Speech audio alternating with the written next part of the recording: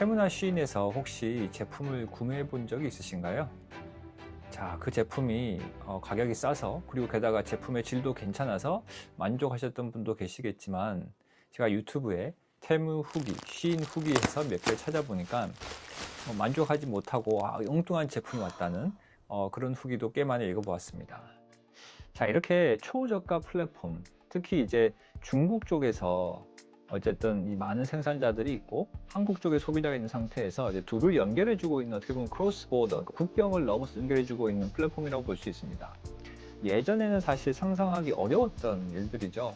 우리가 어떻게 저기 중국에 있는 그 생산자의 옷을 바로 사서 입어볼 수 있겠습니까?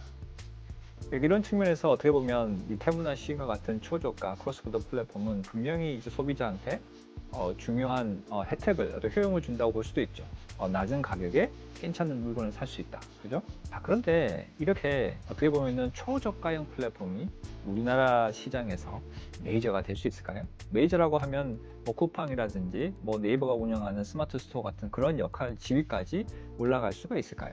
어떻게 생각하시나요? 일단 작년에도 사실은 이와 비슷한 주제를 제가 한번 생각했던 적이 있었습니다. 작년 여름에 한국은행에서 온라인 플랫폼에 대해서 제가 동향에 대해서 발표할 기회를 가지면서 그때도 이제 중국의 이런 그 초저가형 플랫폼들이 어떤 위상을 가지게 될 것인가 생각해 봤던 적이 있었습니다. 그때 결론이나 지금 결론이 사실 비슷한 것 같아요. 그때도 제가 이제 미국 시장에서 어떤 일이 발생했는지를 보았었는데 테무나 시인 같은 경우에는 뭐 예를 들면 슈퍼볼 그런 경기에서 광고를 통해서 테무 같은 경우에는 이제 엄청난 이제 마켓시를 올리긴 했었지만 사실은 그 이후로는 보게 되면 메이저로 자리 잡지를 못했고 게다가 이제 그 저가형 물건에 대해서 관세 자체를 부과하기 시작하면서 테무나 시인의 영향력은 어느 정도 떨어져 있다고 보겠습니다. 물론 여전히 오랜 시간 기다려서 좀 싸게 물건을 사겠다는 그런 소비자가 니치 마켓으로 여전히 존재할 수는 있습니다. 하지만 메이저로 올라가기에는 좀 부족해 보입니다.